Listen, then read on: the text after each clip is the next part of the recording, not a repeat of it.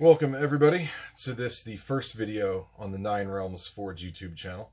Now before we get started on this very special knife, I want to take a moment to briefly go over how all these Knife 911 videos are going to work and why I'm calling them Knife 911 videos. So I'll start with a quick 911 for each knife. The where, the what, and the who, basic facts, quick claims, the like. Then we'll move along to intake, and this is the note-taking phase, in which we'll suss out what makes a particular knife good, bad, and different, make any insights or observations, and generally add to the knife community dialogue. Finally, we'll have a dispatch, which is a short ending with some direction, something which will be helpful to both non-knife community members and members alike. So that's it for basic format. As to why I'm calling them Knife 911, I'm a professional 911 dispatcher. So I'm going to stick to what I'm good at, and that is taking basic facts very quickly, injecting a little calm and frostiness into a hot mess, gathering enough information to give a first responder a good idea of a situation, and then compressing all that into just a few sentences with which to actually send said first responder. I'm also a knife nerd and knife maker, which brings us to the subject of this video, the Koenig Arius, now in M390.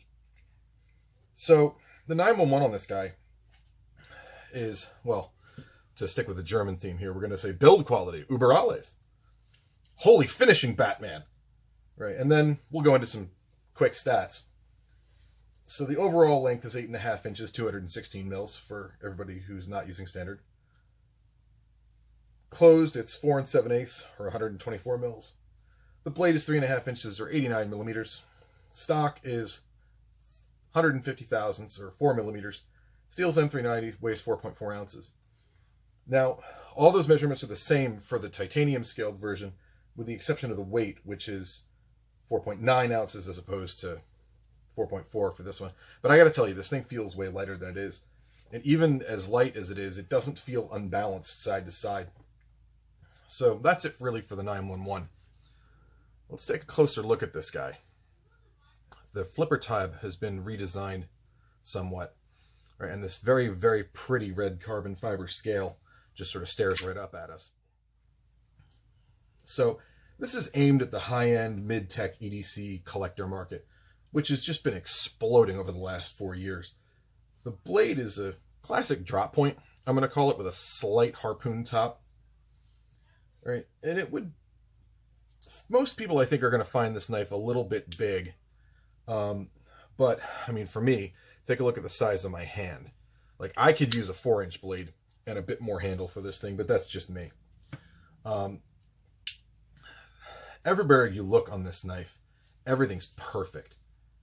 Material quality, it's just as good as it gets. I don't know if you can pick up the machining there, but it's really something. If you see this knife in person, it really is. And Bill Koenig has started adding a little bit of lettering. I don't know if you can see this, but if you look right here, right where my fingernail is, there is where it says M390.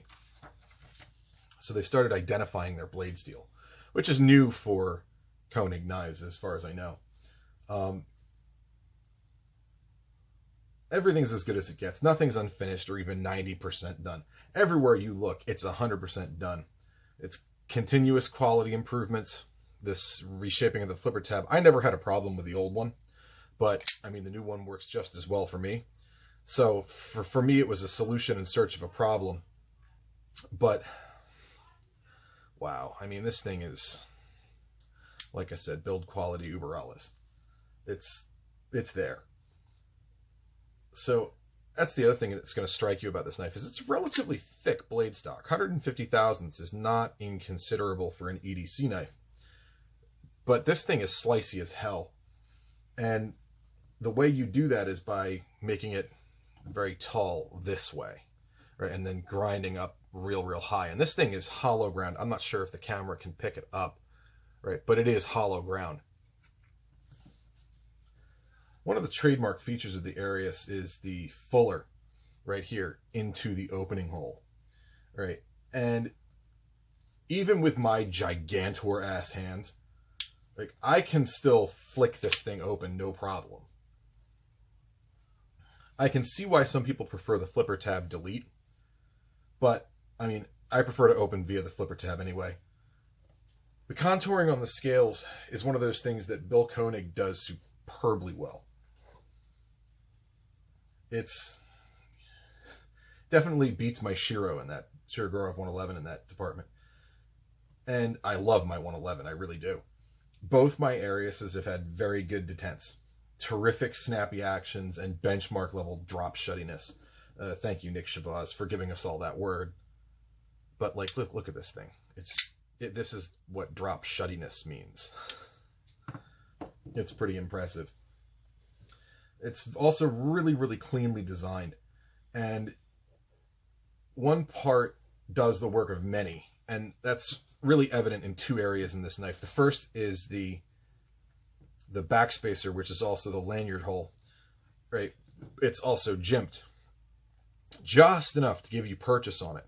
It's a backspacer, it's a lanyard hole, it's giving you purchase on the knife, right? There's just so much good about this, especially with this hollowed out section right here. So if you're going to put a lanyard on it, and I always do on my knives, if you're going to put a lanyard on it, it has a place to sit when it's in your pocket, which is really nice. And it's just those little tiny details that somebody's really agonized over, and it's really clear. Now, the other place that's evident is the fuller into the blade hole. It's just such a clean thing that they did here. The pocket clip on Arius has always been good, and this one remains pretty much unchanged. And it's a great pocket clip. I mean, it takes a really bad one to throw it into relief how good this one actually is, but it's there. So the changeover to M390 is one of those things. Like, I never had a problem with CTS XHP. I mean, it's not my favorite steel, but I like Carpenter steels a lot, because I think their latest gen